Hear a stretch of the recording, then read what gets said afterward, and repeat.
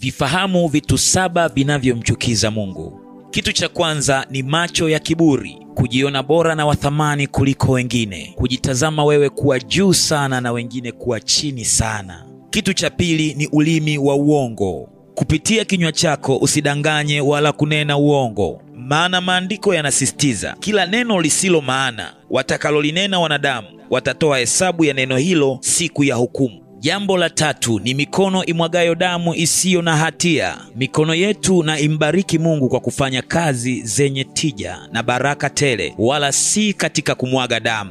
Maana Mungu hafurahishwi na mikono ifanyayo hatia au imwagayo damu. Katika kitabu cha Isaya anasema, nanyi mkunjuapo mikono yenu nitaficha macho yangu nisiwaone. Naam, muombapo maombi mengi sitasikia, mikono yenu imejaa damu. Hivyo unaweza ukashindwa hata kujibiwa maombi yako, ni kwa sababu tu mikono imejaa damu na uharibifu.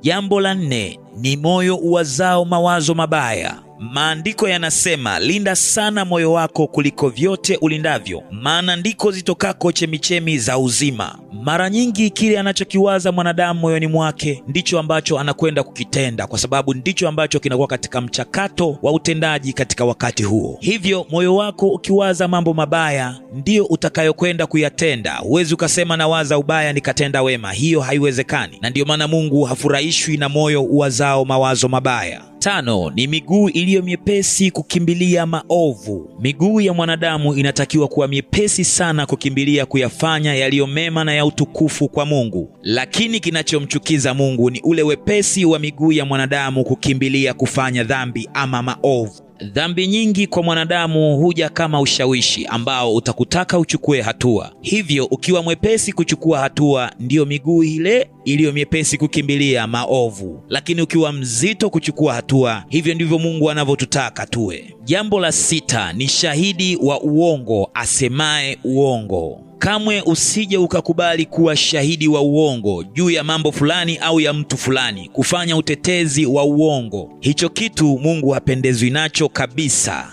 Jambo la 7 na la mwisho ni naye apandaye mbegu za fitina kati ya ndugu. Mtu yeyote anayeyatoa maneno upande mmoja kupeleka upande mwingine, yawe ni maneno ya kweli ama ya uongo, kama ndani yake yamebeba ufitinishi na uharibifu, huyo ni chukizo mbele za Mungu. Hakikisha ya kwamba taarifa zako zote zinalenga kujenga wala si kuharibu, zinajenga kuinua wala si kushusha, zinajenga kubariki wala si kuleta laana kati ya makundi mawili ya watu ama watu wawili. Maandiko yanasema, heri wapatanishi, maana hao wataitwa wana wa Mungu. Kinyume chake ni kwamba mfarakanishi au mfitinishi ataitwa mwana wa Shetani. Mwanadamu akiweza kuyasimamia vizuri haya mambo 7, hakika ataupendeza moyo wa Mungu, naye atakuwa ni mwana wa Mungu.